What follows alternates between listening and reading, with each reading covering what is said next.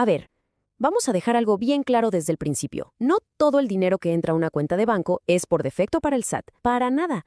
De hecho, para este 2026 que se acerca, existen maneras totalmente legales de proteger el patrimonio. Siendo exactos, hay 23 formas de recibir depósitos sin tener que pagar un solo centavo de impuestos. Y créanme, conocerlas puede ser la diferencia entre dormir tranquilo y meterse en un problemón. Muy bien, empecemos con el principal riesgo, el coco de muchos contribuyentes. Se le conoce como discrepancia fiscal. ¿Qué es esto? Pues imaginen que es como una alerta automática, un foco rojo que se prende en los sistemas del SAT en cuanto detecta que alguien está gastando o depositando más dinero del que declaró como ingreso. Es básicamente una señal de alarma que puede traer consecuencias bastante serias. ¿Y qué pasa cuando esa alarma suena? ¿Cuál es el primer golpe? El congelamiento de las cuentas bancarias. Así, sin más. Una discrepancia fiscal puede llevar a que de un día para otro no se pueda mover ni un peso de las cuentas. Es una situación súper drástica que de verdad nadie quiere vivir. Pero bueno, no todo es para asustarse. Ya que conocemos la amenaza, hablemos de la solución. Porque sí, existe un escudo legal como un mapa de supervivencia financiera que está ahí, un poco escondido, en la Ley del Impuesto sobre la Renta. Y este escudo tiene nombre y apellido, artículo 93. Y aquí viene la joya de la corona, el secreto que guarda este artículo. En él se definen ni más ni menos que 23 fuentes de ingreso, 23 maneras 100% legales de recibir dinero en nuestras cuentas sin que esto genere impuestos. Estas son, digamos, las 23 claves para proteger nuestros activos de forma inteligente y, sobre todo, legal. Ok, vamos a desglosar este escudo parte por parte. Empecemos por la primera gran categoría, los ingresos que vienen de nuestro círculo más cercano, el personal y familiar. Esto es súper común y abarca cosas como donativos, herencias o incluso la venta de algunas de nuestras cosas. Fíjense qué interesante esto. Cuando hablamos de donativos, la relación familiar lo cambia absolutamente todo. Por ejemplo, si el dinero lo recibes de tus padres, de tus hijos o de tu cónyuge, el monto es ilimitado, completamente libre de impuestos. Pero, ojo, si ese donativo viene de un hermano, un tío o hasta un amigo, la cosa cambia. Ahí hay un tope de más o menos 128,000 pesos al año. Este monto equivale a 3 UMAS. Para quien no lo sepa, la UMA es la unidad de medida que usa el gobierno para un montón de cosas. Y es clave entender esto. Si te pasas por un solo peso de ese límite, ese excedente ya tiene que pagar impuestos. Ahora, este punto es súper claro y muy poderoso. Las herencias. Cualquier bien, cualquier cantidad de dinero que se reciba a través de un testamento está 100% libre del impuesto sobre la renta.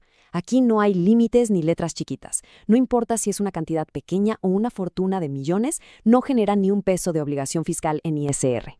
Pasemos a otro caso muy común, la venta de la casa donde uno vive, la famosa casa-habitación. Aquí hay una exención fiscal enorme, de aproximadamente 6 millones de pesos. Es un beneficio fiscal gigantesco. Ahora, la condición clave para poder usarlo es que efectivamente sea la casa principal donde se vive y, muy importante, que este beneficio no se haya aprovechado en los últimos 5 años. ¿Y qué onda si vendes algo personal, como tu coche usado, unos muebles que ya no necesitas o algún equipo? Bueno, para eso también hay una exención. El límite anual es de alrededor de 128,000 pesos. Pero aquí el truco, la clave, es que tiene que ser una venta ocasional, algo que no haces seguido. Si te dedicas a comprar y vender coches, por ejemplo, esto ya no aplica, porque esa es tu actividad de negocio. Muy bien, cambiemos de cancha. Pasemos ahora a ver cómo funciona este escudo financiero, pero en el mundo del trabajo. Vamos a echarle un ojo a los ingresos que tienen que ver con nuestro empleo, el retiro y los ahorros. Son áreas donde, la verdad, muchísima gente puede proteger su dinero, y a veces ni lo sabe. Para las personas jubiladas o pensionadas hay un límite mensual libre de impuestos de más o menos 52,000 pesos. Mientras la pensión no pase de esa cantidad, no paga nada. Pero mucho cuidado con esto. Si una persona recibe 2 o más pensiones y la suma de todas rebasa ese límite, entonces por el excedente sí se tiene que pagar el impuesto correspondiente. Es un detalle importante. Ahora veamos las prestaciones más comunes que nos dan en el trabajo. El aguinaldo, por ejemplo, tiene una parte exenta que ronda los 3,500 pesos. El PTU, o sea, el reparto de utilidades, tiene una parte libre de unos 1,700 pesos. Y el fondo de ahorro, específicamente las aportaciones que hace el patrón, también goza de un beneficio bastante bueno, cercano a los 55,000 pesos anuales. Y hay más, no son los únicos. Hay otros ingresos del trabajo que también están exentos y vale la pena conocer. Por ejemplo, la liquidación o finiquito. Tiene una exención muy generosa, de casi 10,000 pesos por cada año que se trabajó. Luego, los vales de despensa electrónicos, que son muy comunes, no se consideran un ingreso para el trabajador. Los retiros de la Afore, pero solo por desempleo o por matrimonio, también son libres de impuestos. Y por último, los viáticos, que es el dinero para gastos de viaje. Si se comprueban con facturas, tampoco cuentan como un ingreso personal. Bien, pues ya hemos cubierto un montón de terreno, ¿eh? Desde los ingresos más personales y familiares hasta los que vienen del trabajo. Ahora, vamos a tocar un punto que es clave para cualquiera que esté ahorrando, los intereses, esa pequeña ganancia que genera el dinero guardado en el banco. Aquí la regla de oro es el saldo promedio anual. Los intereses que te pagan son libres de impuestos siempre y cuando tu saldo promedio anual, sumando todas tus cuentas en bancos o SOFIPOS, que son estas sociedades financieras populares, no pase de unos 210,000 pesos. Si tu promedio se mantiene por debajo de esa cifra, no te tienen que retener ni un centavo de impuesto por las ganancias que generes. Ok, ya hemos visto un montón de reglas, de cifras, de límites, pero más allá de memorizar los números, lo más importante es entender el poder que nos va a saber todo esto. Se trata, al final del día, de transformar esta información en una herramienta práctica, en una acción para proteger nuestro patrimonio.